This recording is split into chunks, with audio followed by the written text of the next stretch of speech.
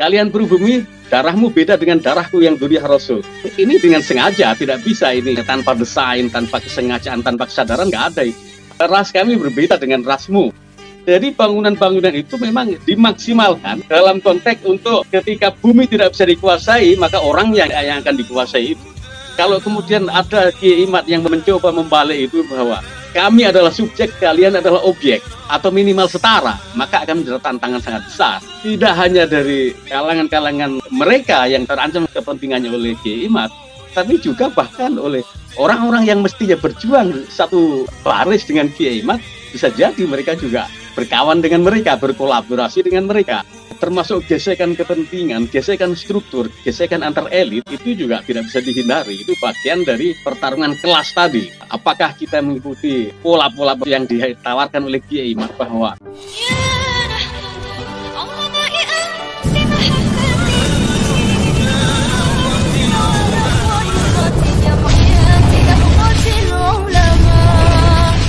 bicara soal kelas sosial, bicara soal kasta, bicara soal ras. Kita lihat sekarang, bicara soal kelas sosial, kasta, ras, dan seks. Ketika mereka menyebut bahwa tidak boleh perempuan kami diperistri oleh pribumi, itu adalah relasi seks yang tidak seimbang.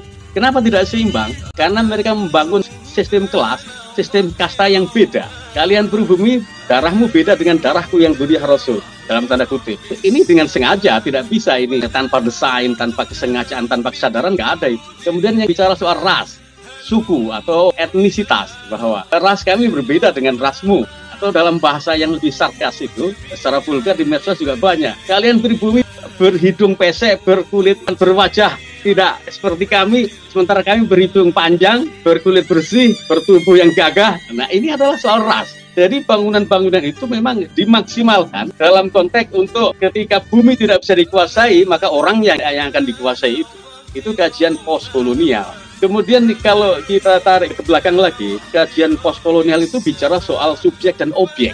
Subjeknya adalah mereka, objeknya adalah kita.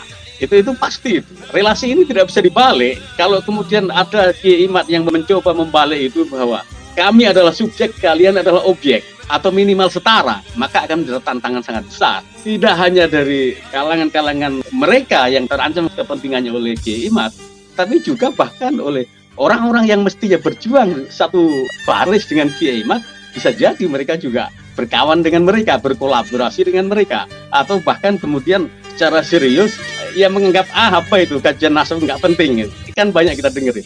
Dalam konteks seperti ini kan perjalanan sudah lumayan panjang dan dalam tanda kutip kemenangan itu tinggal menunggu waktu. Kemudian respon para elit juga sudah saling saut menyaut, tiktokan antar mereka juga terjadi, berjalan secara dinamis. Termasuk gesekan kepentingan, gesekan struktur, gesekan antar elit itu juga tidak bisa dihindari. Itu bagian dari pertarungan kelas tadi. Apakah kita mengikuti pola-pola yang ditawarkan oleh Kiai Imad bahwa kita sebagai subjek, mereka sebagai objek, bukan selama ini bahwa kita adalah objek, mereka subjek, mereka menguasai, kita dikuasai, apa kita balik seperti ini? Nah, kalau kita sepakat dengan Kiai Imad, ya tantangannya tidak sedikit. Tantangannya diantaranya adalah bahwa bicara soal tabu, bicara soal suul adab, bicara soal kritisisme, ini harus selesai dulu sebelum kita melangkah jauh.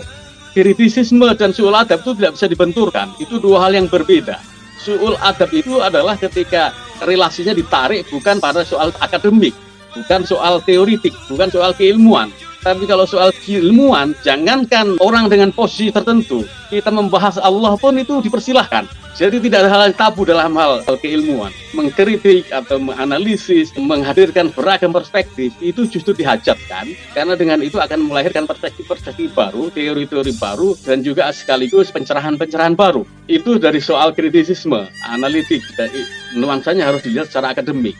Kalau kemudian dilihat pada persoalan struktur, antara kultural dan struktural, antara dalam tanda kutip orang dengan kedudukan sangat tinggi dengan orang yang biasa-biasa saja, kemudian dimaknai bahwa tidak ada hak bagimu untuk mengkritik orang yang posisi tinggi, itu suul adab dan semacamnya. Ya, kita mau seperti apa kalau seperti itu?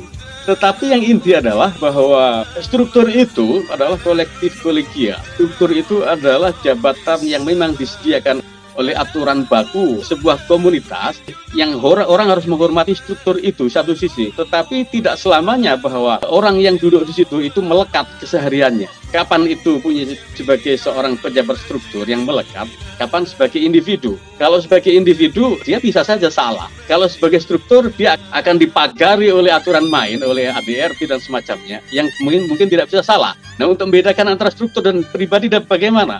Struktur itu biasanya adalah yang disampaikan sebagai struktur itu hasil rapat-rapat reguler atau rapat-rapat yang baku yang biasa diadakan di sebuah organisasi, kemudian disampaikan oleh orang yang punya kedudukan paling tinggi di situ. Ini adalah hasil kesepakatan struktural. Artinya ini tidak bisa dilawan. Kalau saya menyebutnya adalah one policy system, kebijakan tunggal, tidak boleh ada suara lain. Tetapi kalau dalam posisi itu seorang yang punya kedudukan tinggi tadi tidak berbicara sebagai kedudukannya, tapi sebagai pribadi, otomatis itu menjadi ruang biasa, ruang umum untuk bisa berdiskusi, untuk bisa mengkritik dan lain-lain.